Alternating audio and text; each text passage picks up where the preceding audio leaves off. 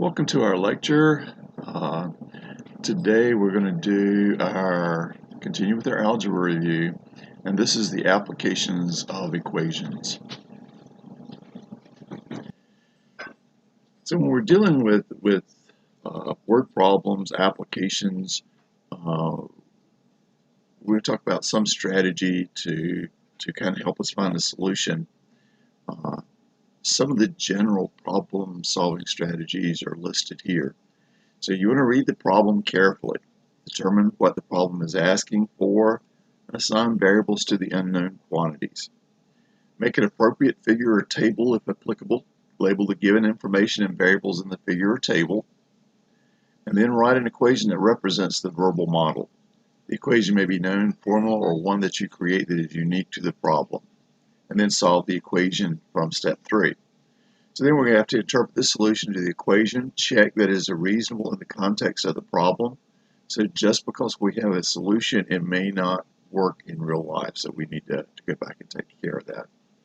Okay, so let's get started with these. So the first thing we're going to do is take a look at the applications of simple interest. So simple interest I for a loan or investment is based on the principal, the P.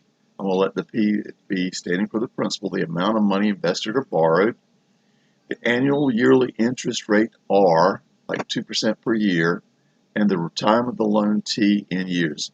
The relationship among these variables for a simple interest loan is that the interest earned or interest due is equal to the principal times the rate times the time. And that's known as the simple interest formula.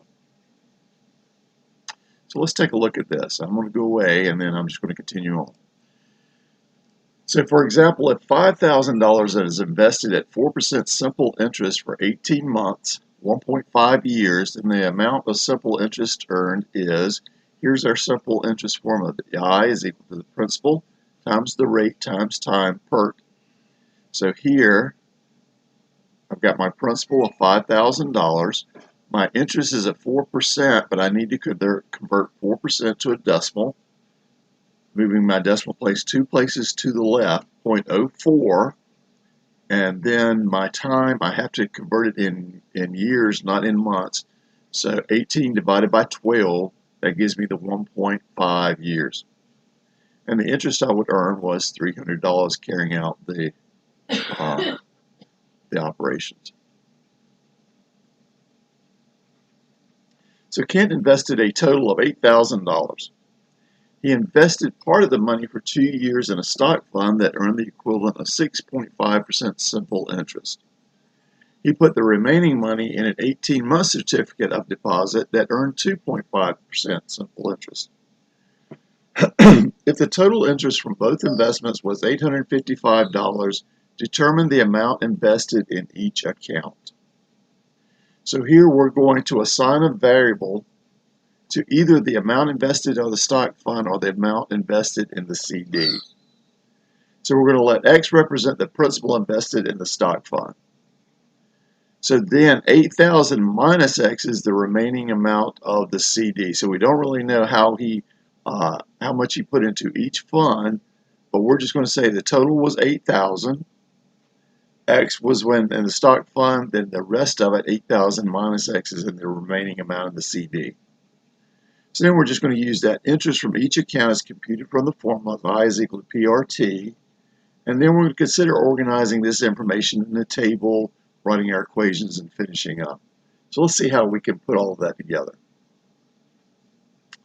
So here's our stock fund. Here's a little table. We've got the principal amount. We put X amount of dollars into the stock fund. The total was 8,000, so 8,000 minus X goes into the CD, and there's our interest rate, 6.5% for the stock fund, 2.5% for the CD. And the interest for each case would be PRT. X is our principal, we don't know, that's our variable. 0.065 is our interest rate, and that was for 2 years. And here we're going to do the rest, 8,000 minus X, at 0.025, 2.5%, and then that was for the 18 months or the 1.5 years, and we need that to be in years. because the 2.5 was in a yearly rate. Okay. So now here we're going to do, we knew what the total interest was. That was given in the statement of the problem. That was 855 total interest. So we just add up each individual piece. The interest from the stock fund, that was that from the stock fund, x times 0.065 times 2, plus 8,000 minus x times the 0.025 times the 1.5. That was in a year and a half, 18 months. And that total interest he earned was 855. So now we're going to attempt to solve for x to find out what amount he put into the stock fund, and that's going to give us not only the stock fund but the 8,000 minus that in the CD. So to solve this, I need to go ahead and get all of this simplified. So I need to go ahead and do this multiplication. That's going to give me 0.0375. Here's the 0.065 times 2 is the 0.13. And now I'm going to distribute that 0.0375 among each one of these. So the 0.0375 times the 8,000, that gives me the 300. And then minus, plus times the minus gives me the negative, 0.0375x. Now I just group everything. I see a linear equation. Degree is 1, I'm on the x. And the way I solve those for linear equations, x is on one side, everything else on the other side. So I'm going to group my x's. The 0.13 minus the 0.0375 gives me the 0.0925x. I still have my 300 on this line. And then I'm going to isolate my x's. So I need to get my 300 over here. I subtract 300 from both sides. That gives me 0 on this side, and 855 minus 300 is the 555 here. And now I just divide both sides by the 0.0925 to get my x is equal to 6,000. That tells me I put $6,000 in the stock fund. The remaining 8,000 minus 6,000, the 2,000 was in the CD. Here's a similar problem. We're going to run through it again. A second example. Fernando invested money in a 3-year CD, a certificate of deposit. That's what a CD is. That returned the equivalent of 4.4% simple interest. He invested $2,000 less in an 18-month CD that had a 3% return. If the total amount of interest from these investments was $706.50, determine how much was invested in each CD. Again, we know the principal times rate times time, the interest, I for each one, and then we're just going to add them up. So what we're going to do is, we don't know how much the total was, but we knew he had X and some 4.4% the account. And there was 2,000 less in the 18-month CD, and there's my 8X minus 2,000. The sum of these things, the x plus the x minus 2,000, that's just 2x minus 2,000. Okay, but here's our PRT, 0.044x, 3 years, 0.03, that's our interest, x minus 2,000, our principal, and that was put in there for our 1.5 years. That's the 18-month CD. And the total interest was $706.50. So we're just going to add up these individual interest amounts, and that would give us our total interest. So let's carry that out and see if we can set it up and solve it. So we said that our 706.5 is our 0.004x times 3. That's our PRT from our 4.4% account. 0.03x minus 2,000 times 1.5 for our 3% account, and the sum, that's the 706.5. I multiply my 3 times 0.044, 1.5 times 0.03, and now I distribute. I want to combine all the x's, and I need to distribute first. 0.045x minus 0.045 times 2,000 is the 90, and now I group my x's. My constants I want to get over on the other side, so I add plus 90 to both sides. That's going to give me 796.5 over here. The 0.132 and the 0.045 gives me the 0.177x, and then I just divide by 0.177, and that gives me the amount x is 4,500 in my 4.4% account, and then $2,000 less. Take 4,500 minus 2,000, that gives me 2,500 in the 3% account.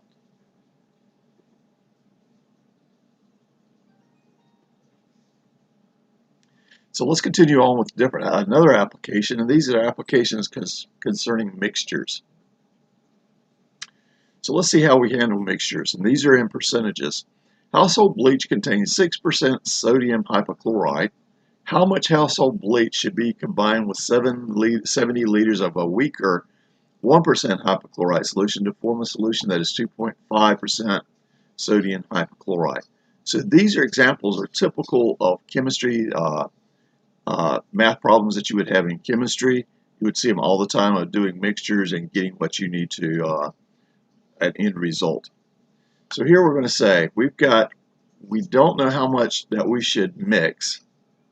Okay, we know the 70 liters. I got this weaker, so I'm going to hold on with this, and then I'm going to mix it up to get a stronger, a higher percentage from the 6% solution. So I'm going to let X represent the amount of 6% sodium hypochlorite solution in liters. So I have the X that I don't know, the 70 liters I know, and the combined amount would be the X plus the 70.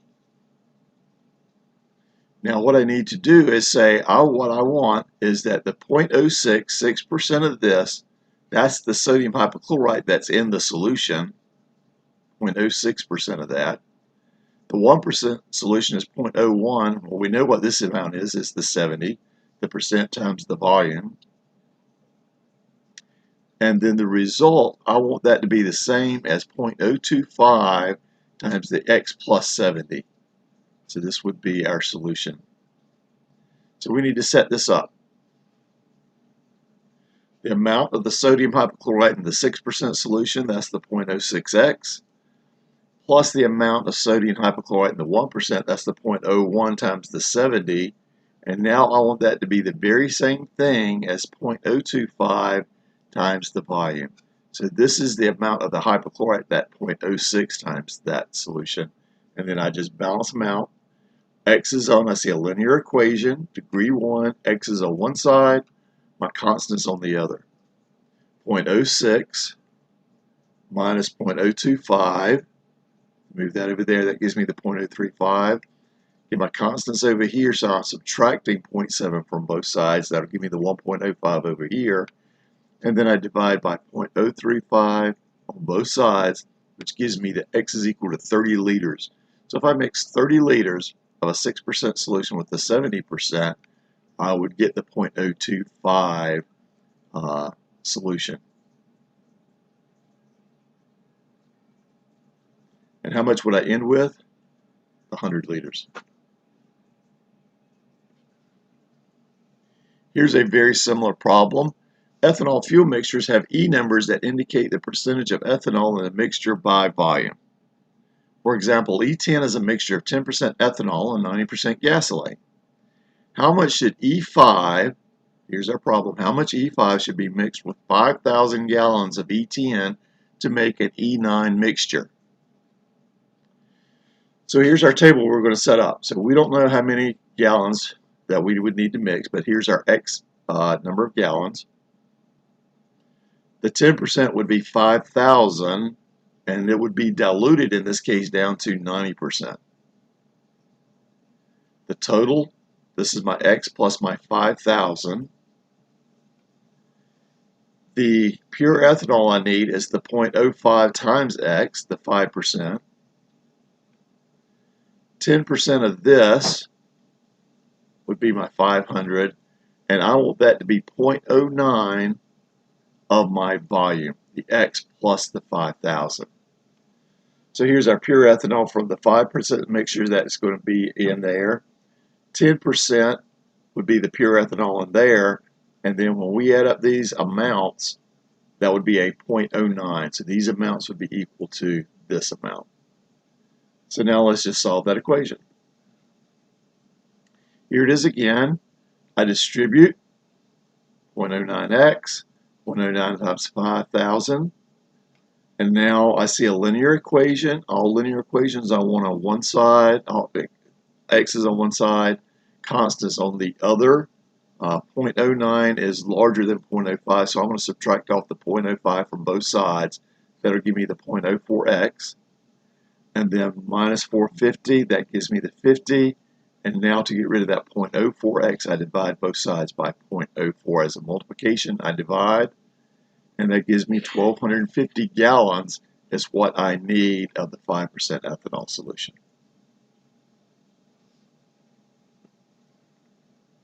So let's take a look at some problems involving motion.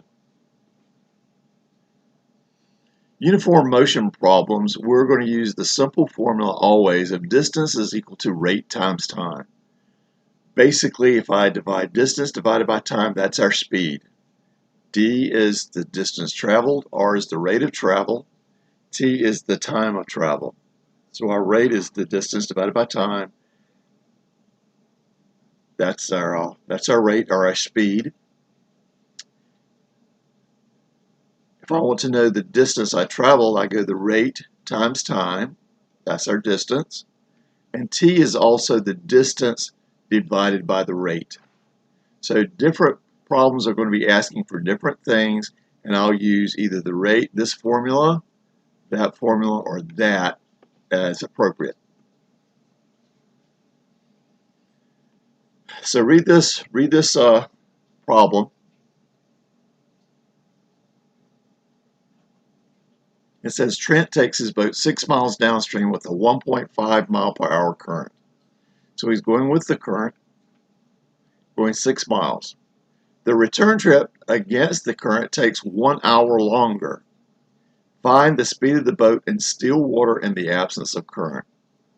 So in one way he's going with the current, one way he's going out, but now we know that there's a difference at that time of 1 hour. So we have to use all of those things.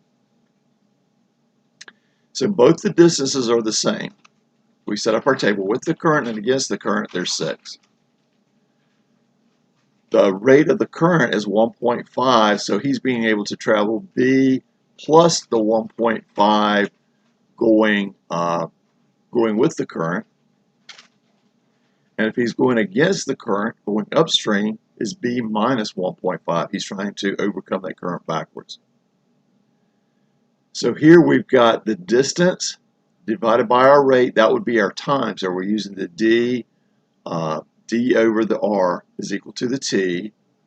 And here's the time that it would take going upstream or going downstream with the current.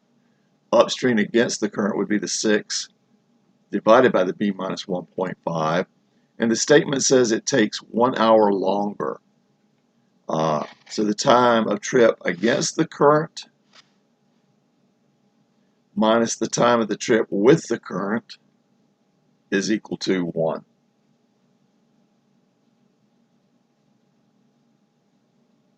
Okay, so it takes longer against that current, right? So he has to paddle farther. So we just need to set these up into here, to here, and then we just solve. So let's see how to do that. Against the current, with the current, the distance between those are the 1 hour takes 1 hour longer. Note that B can't be equal to 1.5 because of this problem and negative 1.5 because that would be division by 0. But now I just wanted to go back to my how to solve rational equations. I want to basically clear fractions, and I do this by looking at the LCD amongst all the fractions. B minus 1.5 times B plus 1.5 is the LCD, so I multiply both sides by the LCD. Distribute. In this case, the B minus 1.5 is going to cancel here, so I just get the 6 times the B plus 1.5. And in this case, the B plus 1.5 is going to cancel. I'm going to get minus 6 B minus 1.5. And here I was just multiplying times the 1. That was the 1 hour difference. Whatever the time difference would be, I would multiply that out. So then here's the difference of two numbers, plus and minus. So I do the difference of two squares. That's quick to handle. And then distribute, distribute, distribute, distribute on the left. The 6, the -6b and the 6b cancel. The 9 and the 9 gives me the 18. I've got my constant. I've got to add back over here to get rid of it on this side. That's the 20.25, the b squared. And now I use my square property. I'm going to take the square root of both sides. I need plus or minus versions. And the square root of 20.25 is 4.5. So the speed of the boat in still water, if he was just the rate at which he could row or go, would be 4.5 miles per hour. Okay, I don't want the negative cost. I mean, that's just not a good solution, that physical solution that we were looking for. I don't think he's going backwards. Okay. So here is another example that's somewhat similar. Joel can run around a 1/4 mile track in 66 seconds, and Jason can run around the track in 60 seconds. If the runners start at the same point on the track and run in opposite directions, how long will it take the runners to cover 1/4 miles? So we've got a 1/4 mile. So basically, when they get around here, they're going to be both of them together are going to meet up, and when they go together. So here we're going to set this up at the rate at which Joel runs a 1/4 mile. So he can go around the track in 66 seconds. That's his rate, his distance, divided by time. This is this rate, Jason's rate, the 1/4 mile or one track in 60 seconds. And together, when they meet up at the back, it's going to be a total that they ran, or together, would be one track. And we don't know how many seconds it would take, and that would be what we want to know. Okay. So here's our 66, 60, t. I'm going to clear fractions. So I'm multiplying by the LCD, 660 times 60 times t. Multiply that out on both sides. So here's the 66. If I do the common LCD between the two, the 10 and 66, here's the 66 going there 10 times. 60 goes in here, that would be 11 times, and that should be the 660. So here's my 10t plus 11t is equal to 660. Combine my t's, get everything, all my constants over on the other side, and now I just divide by the 21 to give me 31.4 seconds.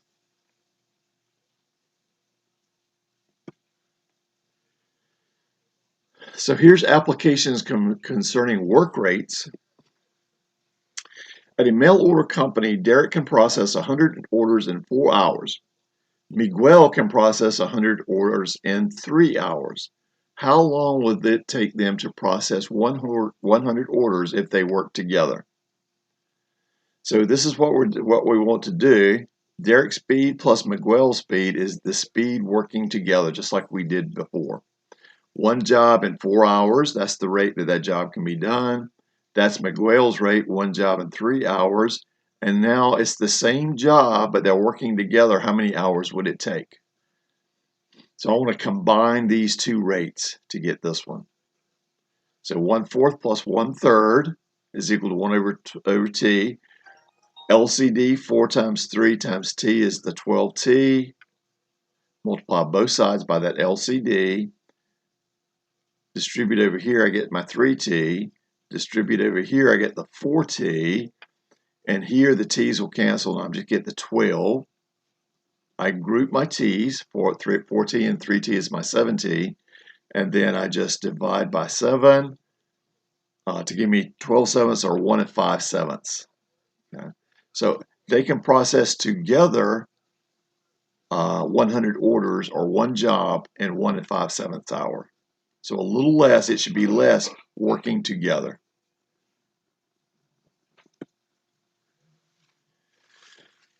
So if we set this thing up, and then I'm saying at a mail order company, Derek can process the 100 orders in 4 hours, Miguel can process 100 orders in 3 hours. How long would it take them to process 1,400 orders if they work together? Well, the time required to process 1,400 orders is 14 times as long. So I would just multiply the 14 times the one job would give me the 24 hours. So 14 times that one job. And this is the hours, so the 24 hours.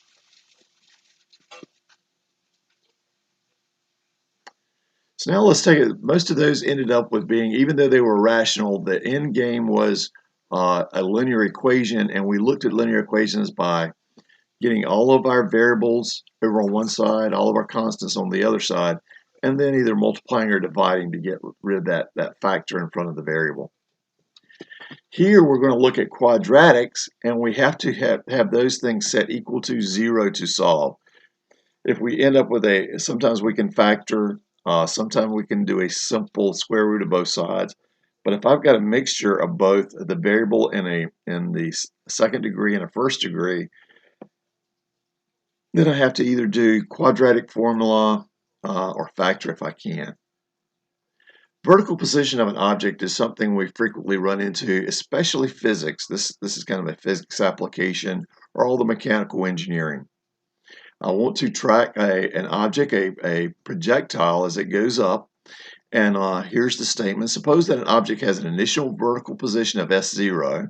So I started at some point above the Earth or at Earth. If I was at the Earth's surface, this would be considered 0. An initial velocity V0 straight upward.